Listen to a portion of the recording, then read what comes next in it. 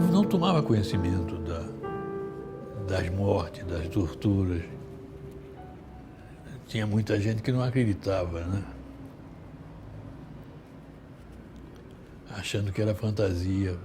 O Duque Estrada, quando saiu, conseguiu sair antes dos outros, ainda cheirando aquele ar horrível da ditadura, da prisão e tudo mais, barbudo, e me procurou para dizer o seguinte: o Luiz Paulo Costa não pode ficar lá, senão ele vai morrer, porque ele está apanhando muito.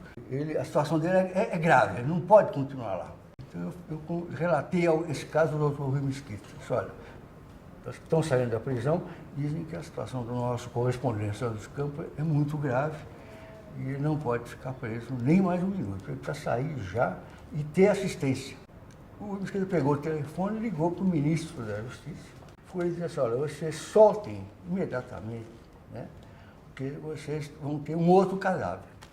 E esse cadáver, esse aí eu sei que foi você, que foram vocês.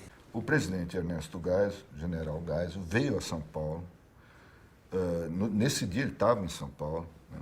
Chamou os militares, os comandantes aqui do Exército em São Paulo, o general Edinardo Dávila Mello, falou: isso não pode se repetir, esse episódio não pode mais se repetir.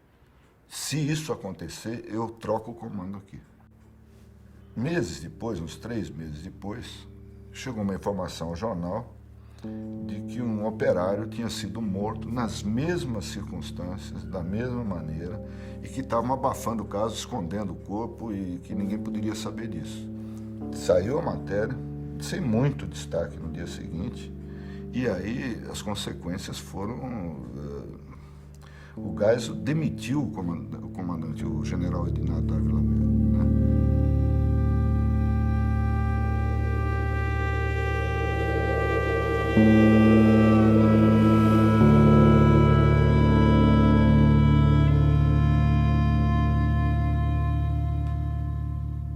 E foi aí que os militares começaram a perder o terreno.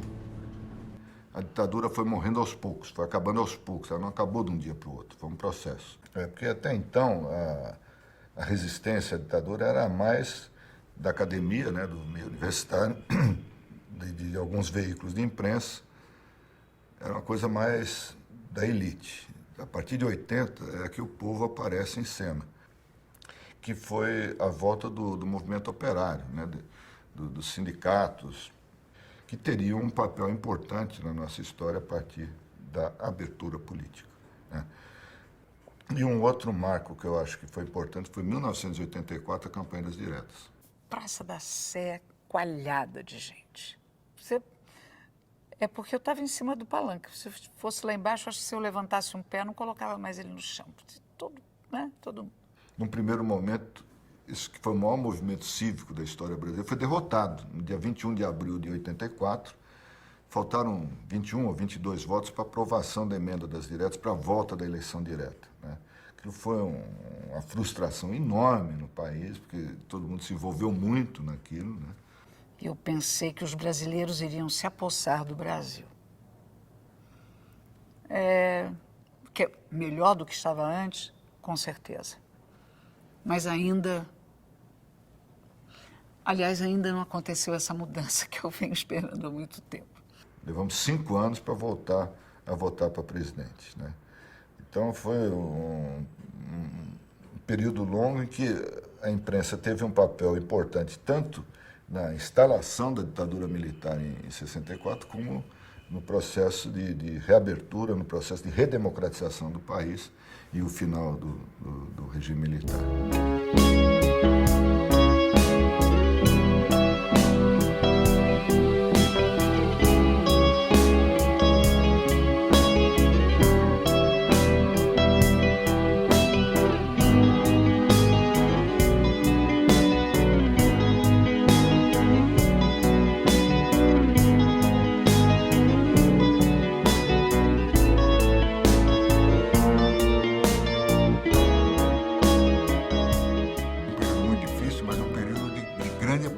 Para todos nós.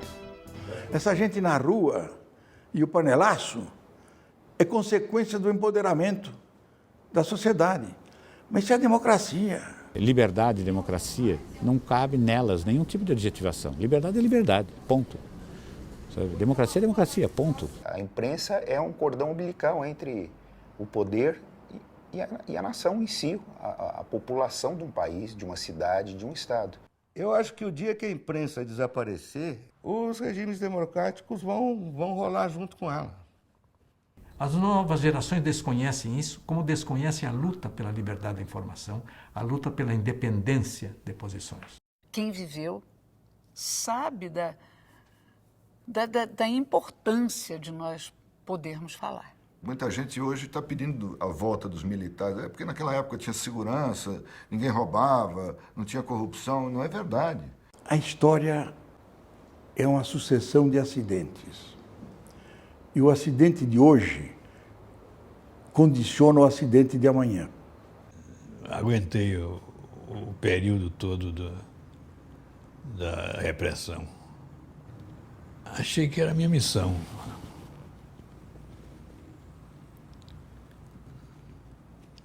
Talvez isso pareça bobo para algumas pessoas, mas para mim era importante, para burro.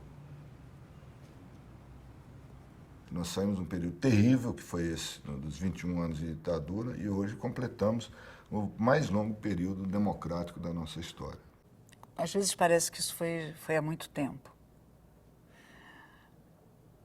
Não foi há muito tempo.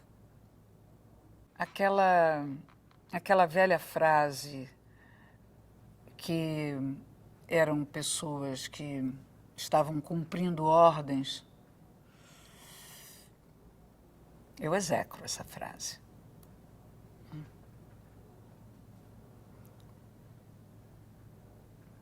As ordens existem também para não serem cumpridas.